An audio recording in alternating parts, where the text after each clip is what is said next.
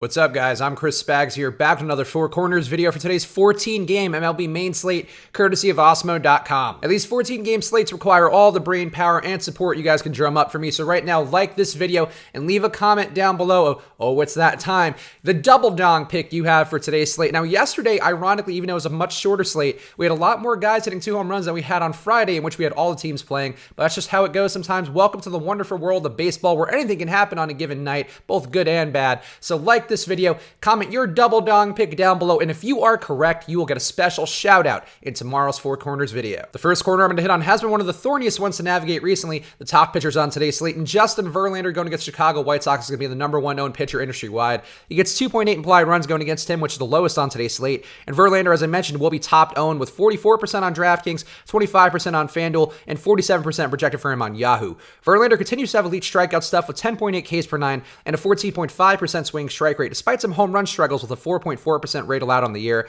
while the White Sox 25.7% K rate versus right-hand pitching is a solid canvas on which he can paint today. I like Verlander again. I think he's a better pitcher than some of the other chalk pitchers who've blown up recently. I guess maybe equal at least to them, but still Verlander a guy who's in a strong spot. The White Sox do strike out a good amount. I think it's a situation here where I'm willing to trust Verlander, even though I get why you might be inclined to go the other way, perhaps chase that home run rate, because we have seen a lot of aces get blown up recently. Zach Wheeler going against Washington should also be popular today. He gets 3.4 implied runs against him, and he's expected to be the number 2 owned guy everywhere. Washington is not the best versus right-hand pitching with a 25.4% K rate and an 82 WRC+, while Wheeler's 10.4 Ks per 9 are solid, but there is some home run power in Washington's lineup with Anthony Rendon, Juan Soto, Howie Kendrick, Brian Dozier, and Victor Robles all over a 3.8% home run rate. Wheeler has kept the ball inside the park with a 1.6% home run rate allowed on the year, so maybe it's not going to be an issue. I do think I'm going to have less Wheeler than Verlander by a pretty decent amount. I think I also may have some Washington stacks to try to leverage against Wheeler, but Wheeler's still a good pitcher, a guy who I tend to underrate a little bit, so I don't mind going him today, even though he's not my preferred first choice. And Herman Marquez going against Pittsburgh should also be a decent option today. Gets 3.7 implied runs against him, and Pittsburgh does strike out under league average with just 20.7% rate versus right-hand pitching,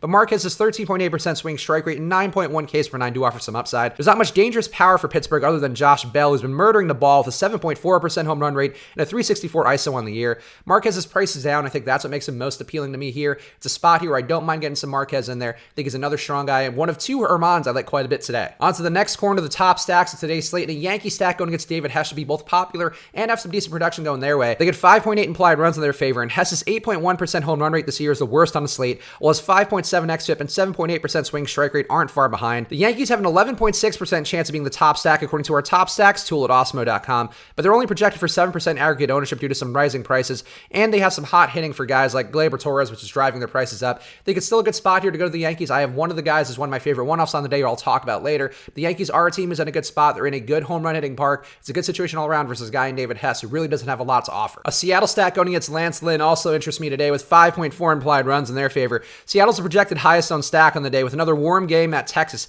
and they're going against Lance Lynn, who struggles mightily versus lefties with a 1.8 whip and 10.9 hits per 9 allowed. Dan Vogelbach is the most interesting to me with a 7.7% home run rate versus right-hand pitching, and I will talk more about him later, but many stacks or one-offs may be the move here if the Seattle stack is going to be that highly owned. You want to get a piece of the guys who are going to produce the most and then maybe differentiate with some other stacks elsewhere. I think that's what I'm going to try to do with Seattle, because I think Lance Lynn's not that bad versus righties. Maybe he's not going to get totally blown up here, but he could give up enough production to be useful. A Texas stack versus Tommy Milone also looks good today with 6.1 implied runs for them, which is the highest on today's slate. This is Malone's first major start of the year, but he didn't show much going back to last year, about 12.7 hits per 9 and a 5.9% home run rate allowed. It's a lefty-heavy lineup versus a left-handed pitcher in Malone, and that seems less than ideal given that he has a 0.82 whip and 6.1 hits per 9 allowed to that side of the plate, but a bad Seattle bullpen with a 1.6 whip and a 4% home run rate could give it up too. Texas, again, the weather is heating up there. It's a good situation for them, but the spot here, if they do with a lefty-heavy lineup, maybe not the most appealing to me, so I will probably go under the field if their projected lineup ends up being the real one. If they do change it up a little bit, I'd be more inclined to go there, and the Vegas total really does support still going there,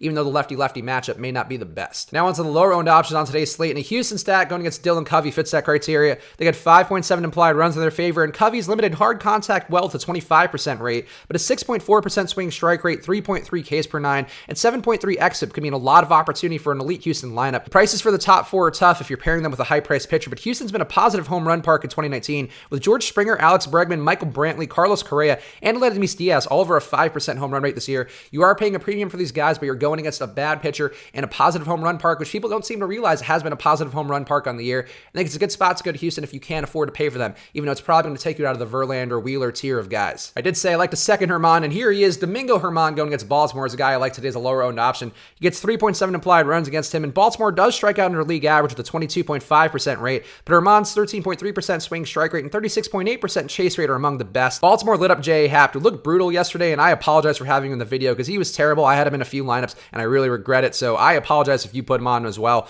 But Herman is a much better pitcher so far this year who limits damage, and he offers strikeout upside at under 10% ownership. Baltimore had a nice day yesterday. Happ has been giving it up. I did mention that in the video. There's a lot of problematic stats for him. Those same stats are not problematic for Domingo Germán, so I don't mind going to him today and hoping that he recovers, and that maybe people chase Baltimore and you get some leverage because of that. An Angel stack versus Michael Pineda also interests me with 4.7 implied runs in their favor. The stack didn't get there versus Jake Odorizzi yesterday, but Pineda's a far more error-prone pitcher with a 6.5% home run rate and 42.3% hard contact allowed, and as I did mention yesterday, that Angels home park is more beneficial for home runs. They are now the number 4 home run park. Pineda's got a 12.3% swing strike rate, so he can generate Ks, but the Angels don't strike out with a 16.2% K rate versus right-hand pitching, and their top 5 of Tommy La Stella, Mike Trout, Shohei Ohtani, Albert Pujols, and Cole Calhoun average above a 3.5% home run rate versus righties. It's a good Angels lineup who can hit some home runs in a positive home run hitting park versus a guy who, even when he shows positive signs, still gives up a lot of home runs. I think it's a good spot to go against Pineda here. Even though he does have talent, he really hasn't shown the ability to put it all together, and he can give up a lot of production today in Angels Stadium. Spencer Turnbull versus Miami is a cheapish pitcher that I like today.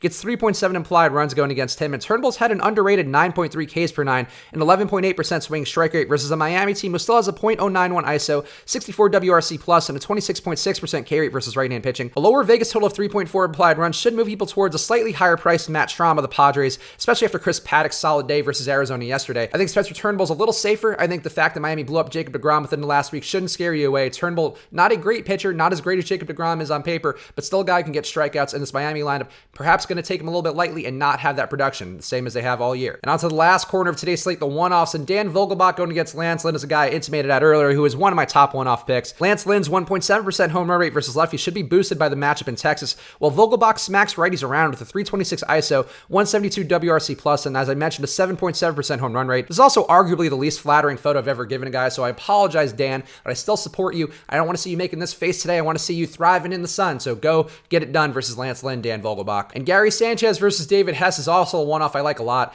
He's at a sky-high price for a catcher, but Sanchez has a 381 ISO on the year. Now he's in the number 3 home run park versus a pitcher with an 8.1% home run rate this season. It's a really good spot for Sanchez, a guy who's been mashing the ball in the year. I don't mind paying up for him, and again, you're actually going to get production from him at catcher, which maybe justifies paying that sky-high price. And Matt Carpenter versus Homer Bailey is also a one-off I like a lot. He's at a reasonable price hitting leadoff for a St. Louis team with a 5.1 run total, while Bailey's bringing a 4.8% home run rate and a 5.5 xFIP versus lefties. Carpenter's at a good price. He's going to have some ownership because of it, but I still don't mind him as a chalk play because he's a decent player in a good spot here versus Bailey, who's been really bad versus lefties going back to last year. So there we have it. So like this video, leave a comment down below with your double dong pick for today's slate. We got 14 games. The odds are somebody's going to do it with the weather heating up across the country. So go right now, like the video, comment your double dong pick, and if you are correct, you will get a special shout out in tomorrow's video. And use that promo code SWITCHANDHEDGE for half off your first month of any Osmo.com package. All the ownership projections, rankings, the premium deep dive column every day, which leads you up right into the deeper dive show. A lot of great stuff to help you build lineups. The top stacks tool I referenced in this very video, it's going to help you out when you're trying to figure out which stacks you want to go with. So use that promo code SWITCHANDHEDGE for half off your first month. Tune in to me on Live Before Lock later today because a lot of the stuff can change throughout the day. Sometimes my opinions shift when I get to take more time crunching and analyzing things. So tune in there now, subscribe, hit the notification bell. You'll know when we go live. And I'll see you guys again tomorrow for another Four Corners video. So good luck.